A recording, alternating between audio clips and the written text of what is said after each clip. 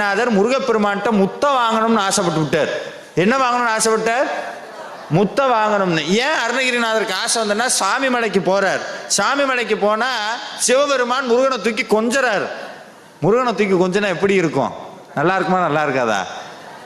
ஒன்று சொல்லட்டுமா, நீங்க அப்படி கொஞ்சணும்னு ஆசைப்பட்டீங்கன்னா நம்ம குழந்தைய விட மோசமா செல்லம் கொண்டாடிட்டு வந்துடுவார். நம்ம குழந்தைய விட மோசமா செல்லம் கொண்டாடிட்டு நம்ம கிட்ட வந்துடுவார். இறங்கவே மாட்டார், மனசை விட்டு இறங்கவே மாட்டார். அப்ப அருணகிரிநாதர் சாமி மலைக்கு போறார், சிவபெருமான் தூக்கி கொஞ்சறார். ஐயோ என்னுடைய தங்கமேன்னு மாறி மாறி முத்தம் கொடுக்கிறார் முருகப்பெருமானுக்கு. கையெல்லாம் செவந்து இருக்குது, செக்கச்சவையேன்னு இருக்குது குழந்தை. சின்னஞ்சிறு பிள்ளை செங்கோட்டு பிள்ளை வள்ளிக்கு வாய்த்த மாப்பிள்ளைன்னு கொஞ்சறார். அப்படியே அருணகிரிநாதர் ஓரமா நின்று பார்த்தார்.